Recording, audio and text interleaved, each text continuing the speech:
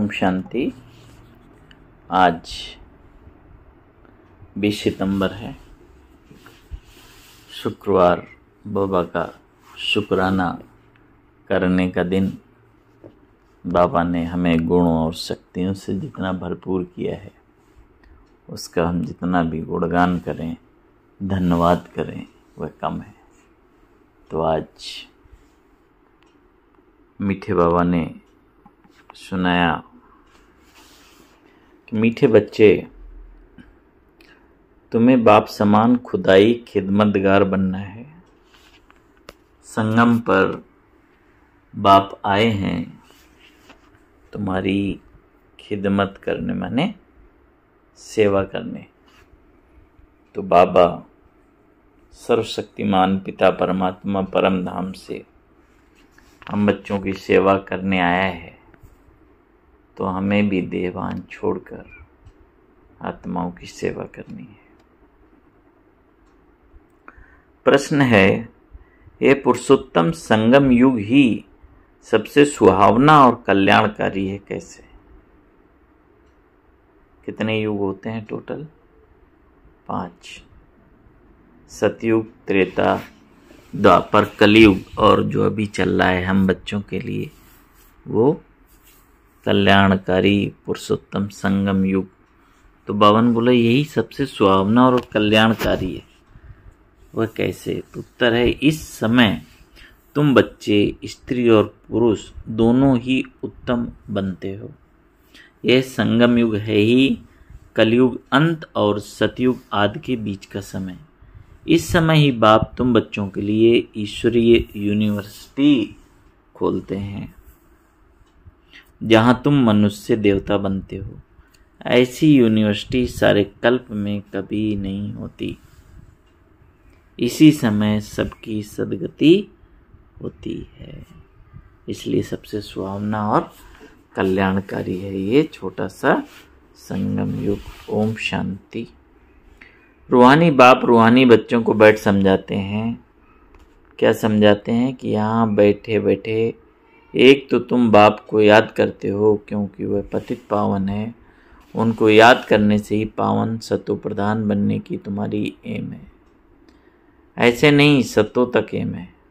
क्या, कहाँ तक एम है? सतो से भी अगली स्टेज है सतो प्रधान। सतो प्रधान बनना है, इसलिए बाप को भी जरूर याद करना है। फिर स्वीट होम को भी याद करना है, क्योंकि वहाँ जाना है। फिर माल मिल्कियत भी चाहिए, इसलिए अपने स्वर्ग धाम को भी याद करना है। तो बाबा ने किसको किसको याद करने को बोला? बाप को याद करना है, स्वीट होम को याद करना है, और अपने स्वर्ग धाम को याद करना है। तो तीनों से क्या प्राप्तियां हैं? बाप को याद करेंगे तो विकर्म विनाश होंगे। स्वीट होम को याद करेंगे तो डिटैचमेंट, वैराग्य, अपने घर चलेंगे। और स्वर्गधाम को याद करेंगे तो वो हमारा लक्ष्य है। बच्चे जानते हैं हम बाप के बच्चे बने हैं, बरोबर बाप से शिक्षा लेकर हम स्वर्ग में जाएंगे। कैसे जाएंगे? नंबरवार पुरुषार्थ अनुसार। बाकी जो भी जीव की आत्माएं हैं वे शांति धाम में चली जाएंगी। घर तो जरूर जाना है।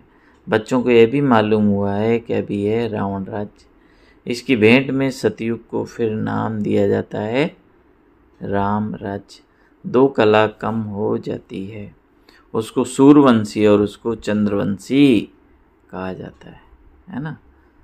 सतयुग है सूर्यवंशी और त्रेता है चंद्रवंशी। जैसे क्रिश्चियन की डायनेस्टी एक ही चलती है, वैसे ये भी एक ही डायनेस्टी है, परंतु उसमें सूर्यवंशी और चंद्रवंशी है। यह बातें कोई भी शास्त्रों में नहीं है, बाप बैठ समझाते हैं, जिसको ज्ञान अथवा नॉलेज कहा जाता है। बाबा जो समझा रहे हैं वही ज्ञान है ना। स्वर्ग स्थापन हो गया, फिर नॉलेज की जरूरत नहीं। यह नॉलेज बच्चों को पुरुषोत्तम संगम युग पर ही सिखलाई जाती है। तुम्हारे सेंटर्स पर व म्यूजियम में बहुत बड़े बड़े अक्षरों में जरूर लिखा हुआ हो कि बहनों और भाइयों, यह पुरुषोत्तम संगम युग है जो एक ही बार आता है ना। बाबा डायरेक्शन दे रहे हैं कि जरूर लिखना है, कितना महत्वपूर्ण समय चल रहा है ना। तो पुरुषोत्तम संगम युग का अर्थ भी नहीं समझते, तो ये भी लिखना है कि कलयुग अंत और सतयुग आदि का संगम, है ना। तो केवल पुरुषोत्तम संगम युग से नहीं समझेंगे, तो उसको विस्तार में लिखना है, कलयुग अंत और सतयुग आदि का संगम। तो संगम युग सबसे सुहावना कल्याणकारी हो जाता है। बाप भी कहते हैं मैं पुरुषोत्तम संगम युग पर ही आता हूँ। तो संगम युग का अर्थ भी समझाया है, वैश्यालय का अंत और शिवालय का आदि। आदि माने आरंभ। इसको कहा जाता है पुरुषोत्तम संगम युग। यहाँ सब है विकारी, वहाँ है सब निर्विकारी। तो जरूर उत्तम तो निर्विकारी को कहेंगे ना। पुरुष और स्त्री दोनों उत्तम बनते हैं, इसलिए नाम ही है पुरुषोत्तम। इन बातों का बाप और तुम बच्चों के सिवाय कि उसको पता नहीं है कि यह संगम युग है। मैंने केवल बाबा को और बाबा के बच्चों को ही इस संगम युग की महिमा का पता है। किसके ख्याल में भी नहीं आता कि पुरुषोत्तम संगम युग कब होता है। अभी बाप आए हुए हैं, वह है मनुष्य सृष्टि का बीज रूप। उनकी ही इतनी महिमा है। वह ज्ञान का सागर, आनंद का सागर, पतित पावन है। ज्ञान से सद्गति करते हैं। ऐसे तुम कभी नहीं कहेंगे कि भक्ति से सद्गति नहीं। किससे होती है सद्गति? ज्ञान से ही सद्गति होती है। और सद्गति है ही सतयुग में, तो जरूर कलयुग का अंत है और सतयुग आदि के संगम पर आएंगे। कितना क्लियर कर बाप समझाते हैं। नए भी आते हैं हूबहू, जैसे कल्प कल्प आए हैं वैसे ही आते रहते हैं। राजधानी ऐसे ही स्थापन होनी है। तुम बच्चों को मालूम है हम खुदाई खिदमतगार सच्चे सच्चे ठहरे। एक को थोड़ी पढ़ाएंगे, एक पढ़ते हैं, फिर इन द्वारा तुम पढ़कर औरों को पढ़ाते हो। इसलिए यहाँ ये बड़ी यूनिवर्सिटी खोलनी पड़ती है ना। पहले ब्रह्मा बाबा ने समझा, उससे और आत्माओं ने, फिर सभी पढ़ते हैं। इसलिए बड़ी यूनिवर्सिटी खोलनी पड़ती है। सारी दुनिया में और कोई भी यूनिवर्सिटी है ही नहीं। यूनिवर्सिटी माने हर यूनिवर्स के लिए जहाँ पे ज्ञान दिया जाता हो, यूनिवर्स की हर आत्मा के लिए जहाँ पे ज्ञान दिया जाता हो। ऐसी बाबा ने बोला कोई यूनिवर्सिटी है नहीं। न कोई दुनिया में जानता है कि ईश्वरी यूनिवर्सिटी भी होती है। अभी तुम बच्चे जानते हो कि गीता का भगवान शिव आकर ये यूनिवर्सिटी खोलते हैं। नई दुनिया का मालिक देवी देवता बनाते हैं। इस समय आत्मा जो तमो प्रधान बन गई है, फिर इसको भी सतो प्रधान बनना है। इस समय सब हैं तमो प्रधान। भल कई कुमार भी पवित्र रहते हैं, कुमारियां भी पवित्र रहती हैं, सन्यासी भी पवित्र रहते हैं, परंतु आजकल वह पवित्रता नहीं है। पहले पहले जब आत्माएं आती हैं वह पवित्र रहती हैं, फिर अपवित्र बन जाती हैं, क्योंकि तुम जानते हो सतो प्रधान सतो रजो तमो से सबको पास होना पड़ता है। अंत में सब तमो प्रधान बन जाते हैं। माने बाबा अंतर बता रहे हैं सतयुग की पवित्रता का लेवल और कलयुग की पवित्रता का लेवल, है ना। वहाँ पे आत्मा संपूर्ण सतो प्रधान, माने शरीर भी सतो प्रधान और आत्मा भी सतो प्रधान, प्रकृति भी सतो प्रधान। लेकिन अभी तो भगवान बोला केवल आत्मा पवित्र रहने का पुरुषार्थ करती है ना। शरीर तो फिर भी पतित है। तो भगवान बोला कि अंत में सब तमो प्रधान बन जाते हैं। अभी बाप सम्मुख बैठ समझाते हैं कि झाड़ तमो प्रधान जड़ जड़ीभूत वस्तु को पाया हुआ है, पुराना हो गया है, तो जरूर इनका विनाश होना चाहिए, है ना। पेड़ क्या होता है, पुराना हो जाता है तो अपने आप ही कमज़ोर हो जाता है, गिर जाता है। लेकिन भगवान बोला उससे पहले कलम नहीं लगा रहे नए वृक्ष के लिए। भगवान बोला यह है वैरायटी धर्मों का झाड़, इसलिए कहते हैं विराट लीला। कितना बड़ा बेहद का झाड़ है ना, सृष्टि का कितना बड़ा झाड़ है। वह तो जड़ झाड़ होते हैं, जो बीज डालो वह झाड़ निकलता है, माने जो बीज वो वृक्ष। ये फिर वैरायटी धर्मों का वैरायटी चित्र। इसमें देखो कितना, जो कल्प वृक्ष का चित्र अगर हम देखें तो कितनी शाखाएं हैं, कितने धर्म हैं। बावन बोला कि यह वैरायटी धर्मों का विचित्र चित्र है। सब मनुष्य, परंतु उनमें वैरायटी है, इसलिए विराट लीला कहा जाता है। सब धर्म कैसे नंबरवार आते हैं ये भी तुम जानते हो। सबको जाना है, फिर आना है। कहाँ जाना है? परम धाम। फिर आना है पार्ट बजाने। यह ड्रामा बना हुआ है भी कुदरती ड्रामा। कुदरत यह है जो इतनी छोटी सी आत्मा अथवा परमात्मा में कितना पार्ट भरा हुआ है। परमात्मा को मिलाकर परमात्मा कहा जाता है। परम और आत्मा को मिलाकर परमात्मा कहा जाता है। तो कुदरत बाबा ने आज किसको बोला कि आत्मा में जो पार्ट भरा है तो वो छोटी सी आत्मा जो दिखाई भी नहीं देती, इतनी सूक्ष्म, और उसमें 84 जन्मों का पार्ट है। इसी बाबा में भी अनंत है ना, अविनाशी पार्ट भरा हुआ। तो कितना बावन बोले यही कुदरत है। बावन बोला परम और आत्मा को मिलाकर परमात्मा कहा जाता है। तुम उनको बाबा कहते हो क्योंकि सभी आत्माओं का वह सुप्रीम बाप है। बच्चे जानते हैं आत्मा ही सारा पार्ट बजाती है, मनुष्य नहीं जानते। वह तो कह देते कि आत्मा निर्लेप है। निर्लेप माने कुछ भी करे उस पर लेप छेप नहीं लगता, लेकिन वास्तव में ये अक्षर रंग है। ये भी बड़े बड़े अक्षरों में लिख देना चाहिए कि आत्मा निर्लेप नहीं है। कौन कौन अक्षर के बारे में आज बाबा ने बोला? पहले तो संगम युग के बारे में है ना, कि कलयुग का अंत और सतयुग के आदि का समय अभी चल रहा है कलयुग। और दूसरा बाबा ने बोला कि आत्मा निर्लेप नहीं है। ये भी बाबा ने बोला बड़े बड़े अक्षरों में लिख देना चाहिए। आत्मा ही जैसे जैसे अच्छे व बुरे कर्म करती है तो ऐसा फल पाती है। बाबा ने बोला बुरे कर्म करेगी तो आत्मा बुरा फल पाएगी, अच्छे कर्म करेगी तो आत्मा अच्छा फल पाएगी। बुरे संस्कारों से पतित बन पड़ती है, तब तो देवताओं के आगे जाकर उनकी महिमा गाते हैं। अभी तुमको 84 जन्मों का पता पड़ गया है और कोई भी मनुष्य नहीं जानता। तुम उनको 84 जन्म सिद्ध कर बतलाते हो तो कहते हैं क्या शास्त्र सब झूठे हैं? क्योंकि सुना है मनुष्य 84 लाख योनियाँ लेते हैं।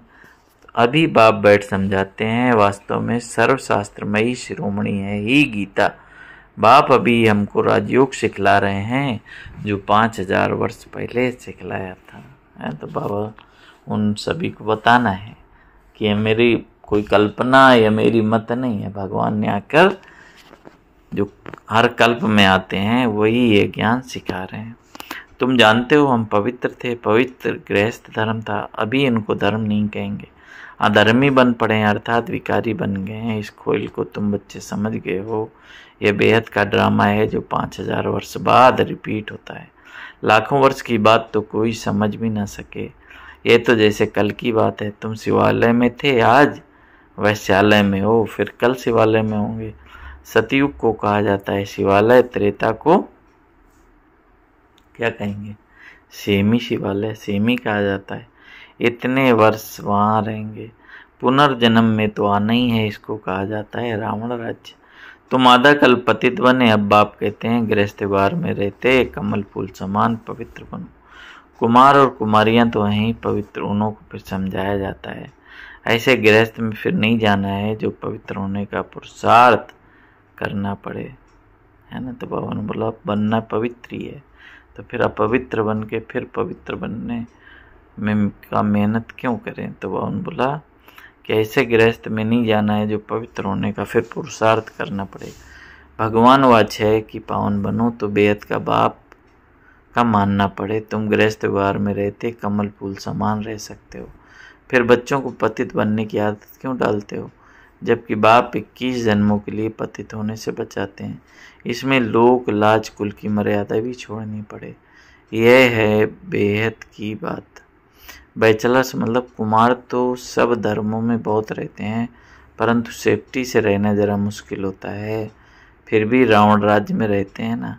विलायत में भी ऐसे बहुत मनुष्य हैं जो शादी नहीं करते हैं, फिर पिछाड़ी में कर लेते हैं कंपेनियन के लिए, क्रिमिनलाइज नहीं करते। ऐसे भी दुनिया में बहुत होते हैं, पूरी संभाल करते हैं, फिर जब मरते हैं तो कुछ उनको देकर जाते हैं, कुछ धर्माउट लगा देते हैं, ट्रस्ट बना कर जाते हैं। विलायत में भी बड़े बड़े ट्रस्ट होते हैं, विलायत में भी बड़े बड़े ट्रस्ट हैं जो फिर यहाँ भी मदद करते हैं, माने विलायत के ट्रस्ट लेकिन भारत में भी मदद करते हैं ना, जैसे क्लिंटन का है, मिरांडा का है, बहुत सारे ऐसे हैं, बिल गेट्स का है, जो ट्रस्ट तो बाहर के हैं लेकिन भारत में भी मदद करते हैं। तो बाबा ने बोला कि यहाँ ऐसा ट्रस्ट नहीं होगा जो विलायत को भी मदद करे। यहाँ तो गरीब लोग हैं, क्या मदद करेंगे। वहाँ तो उन्हीं के पास पैसे बहुत हैं, भारत में तो गरीब हैं। भारतवासियों की क्या हालत है। भारत कितना सिरताज था। कल की बात है, खुद भी कहते हैं, क्या कहते हैं कि 3000 वर्ष पहले पैराडाइज था। बाप ही बनाते हैं। तुम जानते हो बाप कैसे ऊपर से नीचे आते हैं, किस लिए? पतितों को पावन बनाने। वह है ही ज्ञान का सागर, पतित पावन सर्व का सदगति दाता, अर्थात सबको पावन बनाने वाला। तुम बच्चे जानते हो मेरी महिमा तो सब गाते हैं। मैं यहाँ पतित दुनिया में आता हूँ तुमको पावन बनाने। तुम पावन बन जाते हो तो फिर पहले पहले कहाँ पे आते हो? पावन बन जाते हैं तो पहले पहले पावन दुनिया में आते हो। बहुत सुख उठाते हो, फिर रावण राज्य में गिरते हो। भल गाते तो हैं कि परमपिता परमात्मा ज्ञान का सागर, शांति का सागर, पतित पावन है। परंतु पावन बनाने के लिए कब आएंगे ये कोई भी जानते नहीं है। बाप कहते हैं तुम मेरी महिमा करते हो ना, अब मैं आया हूँ तुमको अपना परिचय दे रहा हूँ। मैं हर 5000 वर्ष के बाद इस पुरुषोत्तम संगम युग पर आता हूँ। कैसे आता हूँ वह भी समझाता हूँ। माने बाबा कैसे आता है, कहाँ रहता है, क्या करता है, खुद आकर बताता है। बन बोला चित्र भी हैं। ब्रह्मा कोई सूक्ष्म वतन में नहीं होता। ब्रह्मा यहाँ है और ब्राह्मण भी यहाँ हैं, जिसको ग्रेट ग्रैंडफादर कहा जाता है, जिसका फिर सिजरा बनता है। मनुष्य सृष्टि का सिजरा तो प्रजापिता ब्रह्मा से ही चलेगा ना। प्रजापिता है तो जरूर उसकी प्रजा भी होगी। बावन बोला कुख वंशावली तो हो न सके, जरूर एडाप्टेड होंगे। ग्रेट ग्रैंडफादर है तो जरूर एडाप्ट किया होगा। तुम सब एडाप्टेड बच्चे हो। अभी तुम ब्राह्मण बने हो, फिर तुमको देवता बनना है। शूद्र से ब्राह्मण, फिर ब्राह्मण से देवता। यह बाजोली का खेल है। विराट रूप का भी चित्र है। वहाँ से सबको यहाँ आना है जरूर। जब सब आ जाते हैं फिर क्रिएटर भी आ जाते हैं। वह क्रिएटर डायरेक्टर है, एक्ट भी करते हैं। बाप कहते हैं हे आत्माएं तुम मुझे जानते हो? पूछ रहे हैं बाबा, तुम बाबा को जानते हो? है ना, बाबा को जानना माना संपूर्ण रीति। बाबा को समझना है, वो जो है जैसा है। तो भगवान बोला तुम आत्माएं मुझे जानते हो? तुम आत्माएं मेरे सब बच्चे हो ना। तुमने पहले सतयुग में शरीरधारी बन कितना अच्छा सुख का पार्ट बजाया, फिर 84 जन्म बाद तुम कितना दुख में आ गए हो, है ना। बाबा ने तो सब देखा है, तो देख रहे हैं कि इसी हालत हो गई है ना। कितना खुशी में आनंद के झूले में झूल रहे थे सतयुग में, अभी कितनी चिंता फिक्र है ना, विकारों से ग्रसित हैं। तो भगवान बोला कि पहले तुमने सतयुग में कितना अच्छा पार्ट बजाया, अब फिर 84 जन्म बाद कितना दुख में आ गए। ड्रामा के क्रिएटर डायरेक्टर प्रोड्यूसर होते हैं ना, तो भगवान बोला यह है बेहद का ड्रामा। बेहद ड्रामा को कोई भी जानते नहीं। भक्ति मार्ग में ऐसी ऐसी बातें बताते हैं जो मनुष्यों की बुद्धि में वही बैठ गई है ना। मैंने जो सुनाया शास्त्रों में लिख दिया वही चला आ रहा है। अब बाप कहते हैं मीठे मीठे बच्चों ये सब भक्ति मार्ग के शास्त्र हैं। भक्ति मार्ग की ढेर सामग्री है। जैसे बीज की सामग्री झाड़ है, ऐसे छोटे बीज से झाड़ कितना था फैल जाता है।